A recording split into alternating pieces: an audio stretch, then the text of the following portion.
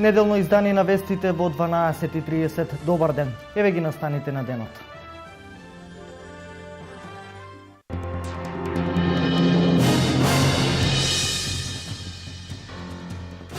Градоначалникот на општина Штип примариус магистар Илчо Захариев со честитка по повод 71 годишнината од ослободувањето на град Штип.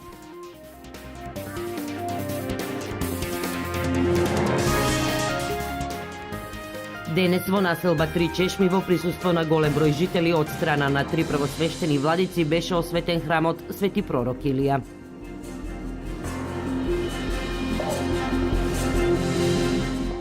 Од 15 ноември стартува законската обврска за носење на зимска опрема, која е задолжителна се до 15 март идната година. За непочитување на оваа обврска следува парична казна.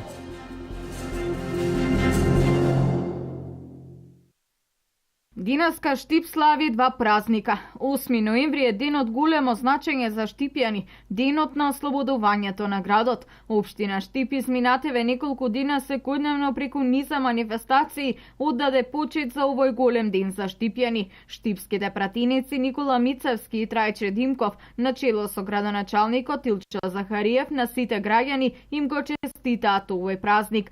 Градоначалникот во негово лично име и во име на општина Штип упати искрени честитки за чествувањето на 71 година од ослободувањето на градот. 8 ноември како значаен датум од историјата во актуализирана смисла ја потврдува способноста и борбеноста на нашите сограѓани штипјани и на сите македонци при стремежот за ослободување од поробувачот. Сите многобројни жртви кои пред 7 децении ги дадоа своите животи за слободен Штип, денес остануваат запаметени како победници, како иницијатори и остварувачи на слободата што ден денес ја уживаме. Заветот на нашите херои од минатото е наша опврска да создадеме денес, да градиме, да средуваме, да го гледаме нашиот град низ очите на современите градски метрополи. Многу проекти се зад нас, уште толку пред нас. Овие зборови се упатени во честитката на Захариев. Во овие години на слободен развој нашиот град доживеа евидентен напредок, да си посакаме и во иднина, да следува пораст во сите сфери на живењето на нашите сограѓани и Штип да биде град кој ќе нуди реални перспективи за генерациите кои доаѓаат. Сакам истовремено на сите православни верници да им го честитаме празникот Свети Димитрија Митровден и да им посакаме убави моменти на сите оние кои имаат домашни слави по повод овој празник. Стои во честитката на претениците Никола Мицевски и Трајче Димков. Со света божествена литургија денес во штипската населба Три Чешми беше осветен храмот посветен на пророкот Свети Илија. Ктитор на храмот е штипјанецот Мите Николов. На осветувањето присуствуваа жители на населбата Три Чешми, представници од општина Штип и градоначалникот примариус магистар Илчо Захариев, кој истакна дека ова е значаен ден за христијанските верници од оваа населба. Сакам да нагласам дека во 14 век во нашиот град и околина да се направени 10 цркви. Тој бил најдинамичниот период на изградба на цркви и тие денеска се спомена тоа време. И денеска, после толку векови, значи овие неколку години во Штип се градат 11 цркви. Една од тие цркви е и црквата Свети Илија во населбата Три Чешми, благодарение на ктиторството и донаторството на господинот Мити Николов. Ова црква е завршена и денеска се осветува. Граѓаните на Три Чешми, која е голема населба, урбана населба, конечно добиваат црковен храм каде ќе може да ги остваруваат и своите религиозни чувства и потреби.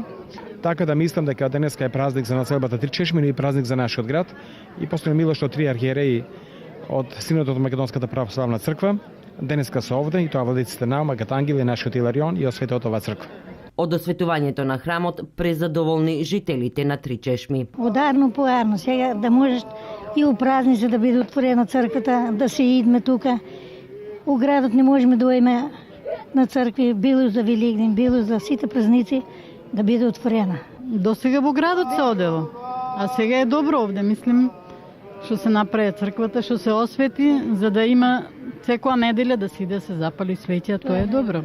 Еден од најсрекните денови за отварањето на целото село, тоа за здравје, за среќа.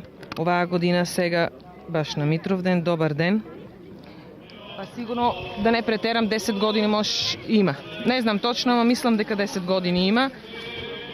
Како се чека за тоа што беше малку потешко правењето. Како се појави господин Мите, со среќа и со здравје нека му биде и името и за многу години нека.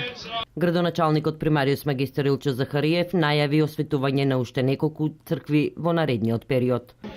Овде во близината на Светилија се гради црквата Света Злата Мегленска, а наскоро ќе биде осветена уште една црква, тоа е Свети Константин и Елена. А знаеме дека пред неколку месеци осветивме црквата Богородица Покровита. Да кажам дека денеска на Свети Димитрија во село Селце ќе биде одржана и првата литургија во црквата Свети Димитрија во село Селце, која е завршена деновиве.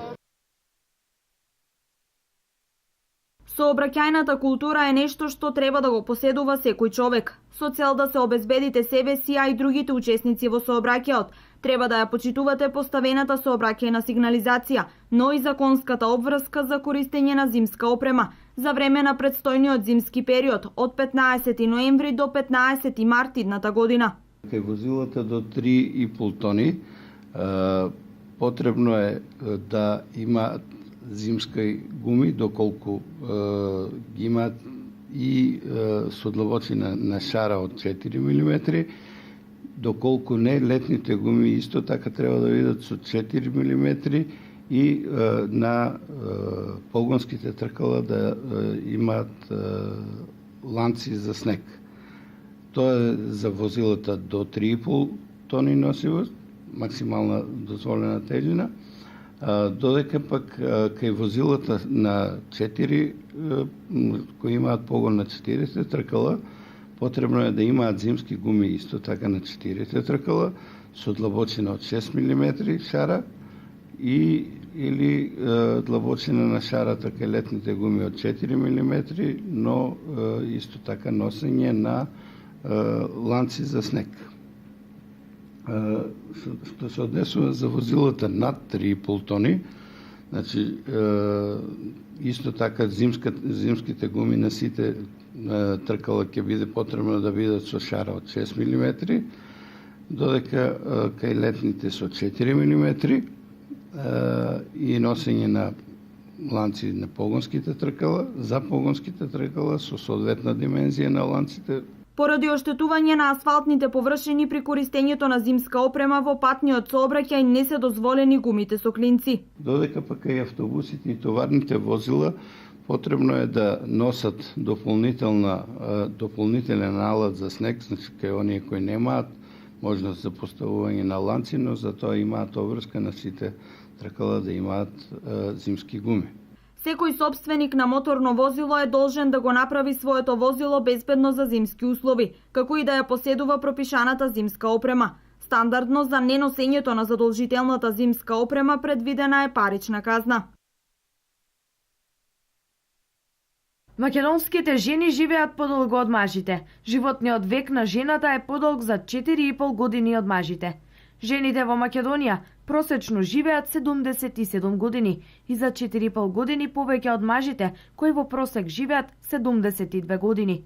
Стапката на смртност лани се зголемила за 1,8% во однос на 2012 година, а како најчести причини за смртта се болестите на циркулаторниот систем и неоплазмите. Во просек, жените живеат 5 до 10 години подолго од мажите. А зошто е тоа така се заслужни и културата, генетиката, професијата, имунитетот и останатите фактори кои имаат влијание кај долговечноста на луѓето. Жените почесто одат на лекар, тие повеќе се трудат околу превенирање на болестите, навреме сваќаат дека треба да ги сменат навиките, поздраво се хранат, помалку пијат и пушат, додека кај мажите е обратно. Сепак да го слушнеме мислењето на граѓаните. Зошто жените во Македонија имаат подолг животен век од мажите? Јас гледам дека они имаат помалку мозок, имаше емисија и они еден грамли, дел од грамли имаат помалку мозок и не се нервират и затоа повеќе живеат. Да ви кажам искрено, они се пазат. Одат си на доктор редовно, е мојата жена која а јас ако дојдам 99% пред умирачка, тогава мажите ние малку сме тврди за тие работи, не одеме толку на доктор. Па мислам дека жените се подобро ситуирани за разлика од мажите сега, во современ свет, не е што било на времето, нели? Жената била малку да кажеме, угнетена од аспект на нашето општество, сега се више окей, подобро со тирани, подобро се. Ноември е месец на машкото здравје, а депресијата е главна тема месецов, во кој мажите со апсолутно потребната поддршка од понижниот пол. На оригинален начин се обидуваат да ја подигнаат јавната свест за машките здравствени проблеми. Македонија, месецот на машкото здравје ноември, го одбележува по 4-ти пат. Министерството за образование и наука го објави 4-тиот поред оглас за доделување на нови 40 стипендии за студирање на Академијата за менаџери. До сега има доделено 120 целосни финансиски субвенции во висина од 500 евра по лице. Стипендијата е наменета за лица веќе вработени во јавен или приватен сектор и се на одговорни менаџерски позиции. Констатирано е дека има успешно заради тоа што самите компании констатираат дека лицата кои што ги поминале овие модули имаат многу поцелосна и попрактична применливост на она што е стекнато како знаење во нивното секојдневно функционирање посебно во приватниот сектор. Предавањата ќе се одржуваат за време на викендите, а ќе бидат платени 22 предавања. Огласот ќе биде отворен до 16 ноември за лицата кои се заинтересирани за модулот за менаџирање, а до 23 ноември ќе може да аплицираат лицата кои се заинтересирани за модулот за финансии.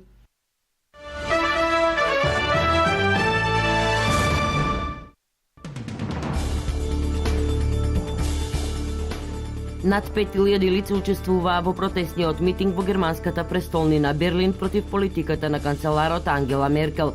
Протестот беше организиран од партијата на германските евроскептици и Алтернатива за Германија.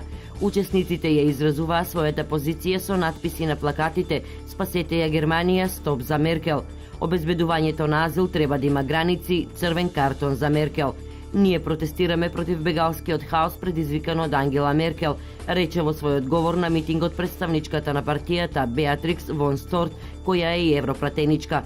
Протестот беше чуван од над 1100 полицајци. Судири избија откако полицијата ги растера поддржувачите на владината политика, од кои некои се обидоа да го пробијат полицискиот кордон, одделувајќи ги од антимигрантската поворка. При судирите беше повреден еден полицаец. Силите на редот во Берлин уапција 40 лица за време на 2 контрадемонстрации кои се противат на миграцијската политика на владата. Вака изгледа Северна Кореја од аголот на незината национална телевизиска станица. Видеово е исечок од стандардната информативна програма во која народот се информира за успесите на земјата, најмногу заради тоа што Ким Јонг Ун го направил за доброто на народот.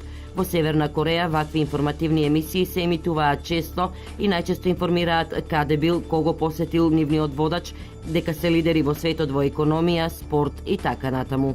Полска започна нова фаза во потрага по златниот воз од времето на национал-социјализмот, пријави Стерн. Во понеделникот на железничката линија меѓу Вроцлав и Валбжик во Долна Шлезија ќе започнат 2 нови истражувања за наоѓање на веќе мистериозното златно откритие. Резултатите ќе бидат објавени најрано кон крајот на тековниот месец ноември. Во студиите ќе се вклучат експерти опремени со копнено радарска опрема и специјални камери со кои ќе се истражуваат посочените локации на возот, пренесува германската новинска агенција ДПА цитирана од Фокус. Се ова се претвори речиси во легенда за гласините за нацистичкиот воз кој во последната недела од Втората светска војна е скриен некаде во југозападниот дел на Полска. Таа информација предизвикува вистинска златна треска меѓу населението во регионот.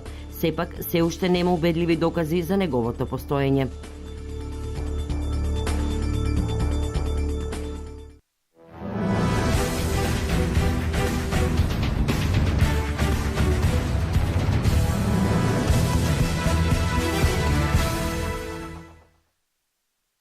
Поради рехабилитација, Пандев нема да дојде на собирот на репрезентацијата. Тој за интернет страницата на Фудбалската федерација на Македонија изјави: "Жал ми е што нема да можам да пристигнам на собирот на репрезентацијата, иако тоа го најавив по разговорот со селекторот Ангеловски пред 2 недели во Дженова. Повредите се составен дел од фудбалот, а во овој период се опоравувам од повреда на задната ложа. Во понеделник во Милано заменувам на снимање со магнетна резонанца и во консултација со тренерот Жан Пиеро Гасперини и со лекарскиот тим на Дженова, кој даде препорака да не патувам, одлучивме дека сега е најдобро да се фокусираме на здравјето, со надеж дека брзо ќе се опоравам и ќе конкурирам за место во тимот. Селекторот Ангеловски ја знае ситуацијата со повредата, ја разбра ситуацијата и се договоривме дека нема нема да форсираме ништо. Повторно ќе кажам, жал ми е што нема да дојдам на собирот, но тимот секако ја има мојата поддршка. Здравие, наскоро целосно ќе се ставам на располагање на репрезентацијата, напиша Пандев.